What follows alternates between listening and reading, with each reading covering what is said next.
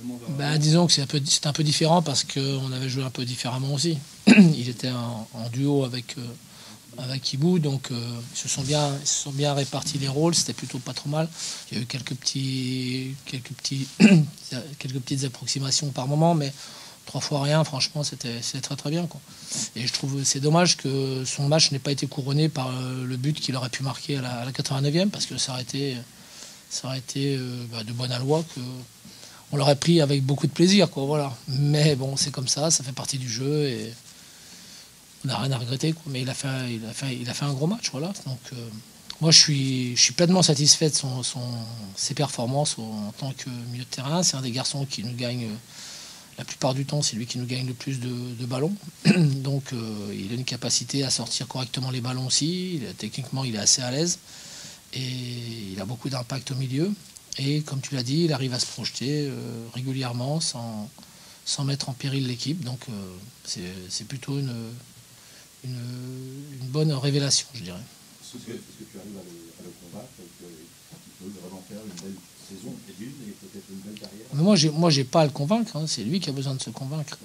Voilà. Donc moi, je reste persuadé qu'il a un avenir à ce poste-là, mais aussi en tant que défenseur axial, parce que je ne m'interdis pas le droit de le faire évoluer en tant que défenseur axial.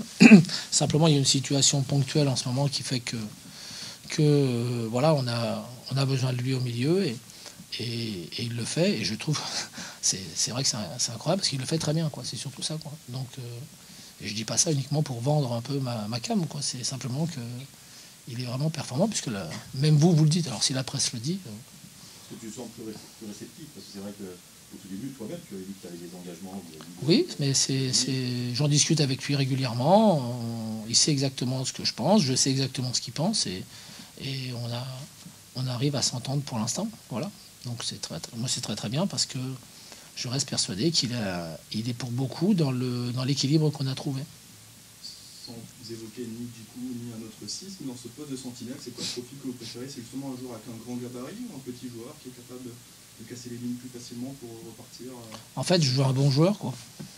Comme tout le monde. Bah voilà. Même s'il a qu'un bras, ça fera l'affaire, hein, s'il est très bon. On regarde forcément certains profils plus que d'autres, Thierry. Non, parce que d'une manière générale, l'an dernier, c'était Jonas qui évoluait dans ce poste-là. Après, Jonas s'est blessé, c'est Sani qui est venu. Et ces joueurs-là ont été performants à chaque fois. Donc, à partir du moment où ils étaient performants, moi, je ne regarde pas trop le profil du joueur. Je regarde surtout l'impact qu'il a sur l'équipe et la complémentarité qu'il a avec ses partenaires, notamment avec ses joueurs du milieu.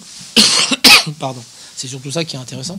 Donc à chaque fois, il faut modifier peut-être un peu la teneur